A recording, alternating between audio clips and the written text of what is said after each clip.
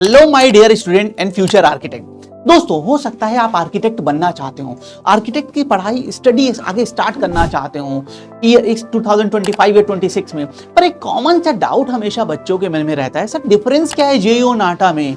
हम दो पेपर क्यों दे रहे हैं और दोनों में बेसिक क्या डिफरेंसेस होने वाले हैं? तो आज के सेशन में मैं आप इनको इन कुछ अलग अलग पॉइंटर्स के थ्रू इन दोनों एग्जाम्स में क्या डिफरेंस है ये समझाने वाला हूं। पॉइंट नंबर 1, अगर आप जेईई पेपर 2 देते हैं बेटा, तो आपको इंडिया में जो एनआईटीज हैं, जो एसपीए हैं या इवन जो आईआईटीज हैं, बेसिकली गवर्नमेंट कॉलेजेस हमें मिलते हैं। लेकिन यही अगर हम नाटा की बात करते हैं तो हमारे पूरे इंडिया में जितने सारे प्राइवेट कॉलेज हैं, जो प्राइवेट यूनिवर्सिटीज हैं, उनमें अगर आप आर करना चाहते हैं तो आपको नाटा का पेपर देना होगा। डिफरेंस नंबर 2, मैथमेटिक्स पे अगर हम जेईई की बात करते हैं, जेईई पेपर 2 की बात करते हैं दोस्तों, तो वहां पे आपकी 12th लेवल की मैथमेटिक्स आती है, मतलब हाई लेवल के क्वेश्चंस और मैथमेटिक्स होती हैं। लेकिन अगर हम नाटा की बात करते हैं बच्चों, तो नाटा में आपकी 10th लेवल की मैथ्स आती है, इजी मैथ्स आती है, और थोड़ा सा भी आप फोकस करके इस चीज को स्ट्रॉन्ग बना सकते हैं। नंबर 3, बच्चों पेपर में जो हमारा डिफिकल्टी की अगर हम बात करते हैं तो जेईई के पेपर के मैथमेटिक्स की डिफिकल्टी थोड़ी ज़्यादा हायर साइड पे होती है। वहीं ड्राइंग अगर हम नाटा की बात करते हैं तो उसमें जो ड्राइंग का पेपर है वो थोड़ा ज़्यादा कहीं ना कहीं डिफिकल्ट माना जाता है। नेक्स्ट है निगेटिव मार्किंग।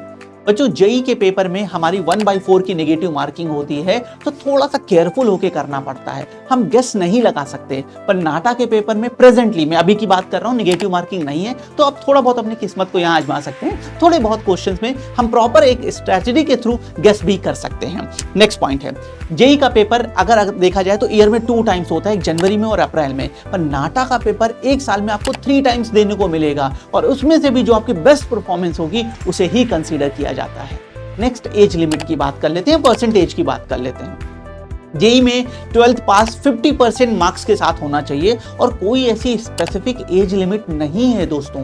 किसी भी एज में अगर आपको लगता है आप प्रिपरेशन कर सकते हैं और आगे बढ़ सकते हैं तो आप कर सकते हैं। और मैंने खुद बच्चों बहुत से ऐसे स्टूडेंट्स को पढ़ाया है जिन्होंने इंडस्ट्री में पहले कुछ काम किया, इंटीरियर डिजाइन के फॉर्म में, आर्किटेक्ट के फॉर्म में काम, कहीं ना कहीं किसी के अंडर में काम किया, और बाद में उन्हें लगा नहीं इस लाइन में आगे बढ़ना चाहिए, तो कई बार एज को ना ध्यान रखते हुए भी आगे बढ़ने पे भी लोगों ने आर्किटेक्ट में और जेईई की प्रिपरेशन की है। हाँ, नाटा में भी इस तरह की कोई स्पेसिफिक लिमिट्स नहीं है, पर मिनिमम पे एज लिमिट्स की लिमिट है जो कि 17 ईयर्स है। मतलब अगर आप 17 ईयर्स से कम हैं तो आप कहीं ना कहीं बेटा जेईई का नाटा का पेपर नहीं दे सकते हैं।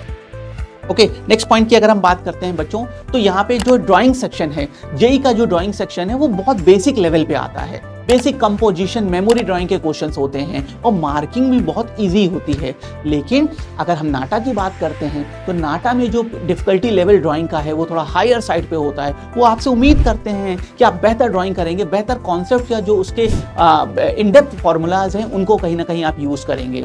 नेक्स्ट पॉइंट, एप्टीट्यूड की अगर एप्टीट्यूड की बात करें तो जेईई के एप्टीट्यूड बड़ा पैटर्न और फिक्स है बेटा, जिसमें नॉन वर्बल के कुछ सेलेक्टेड टॉपिक्स ही आते हैं। लेकिन नाटा के एप्टीट्यूड की अगर हम बात करते हैं तो इसमें complete verbal reasoning, non verbal reasoning और आपकी लॉजिकल रीजनिंग भी आती है, और कुछ क्वेश्चंस तो मैकेनिकल रीजनिंग के भी आ जाते हैं। सो अगर सिलेबस पॉइंट ऑफ व्यू से बात करते हैं तो जेईई का सिलेबस थोड़ा सा कहीं ना कहीं मैथमेटिक्स को छोड़ दें तो इजी होता है, अप्रोचेबल ज्यादा है, पर नाटा का सिलेबस कहीं ना कहीं देखने में ज्यादा बड़ा है और डिफिकल्ट भी है।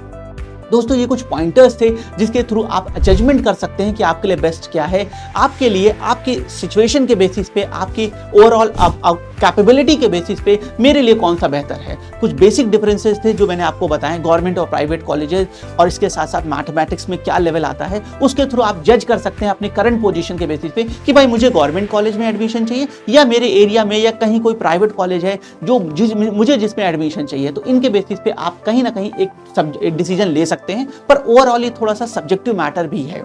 Okay, thank you.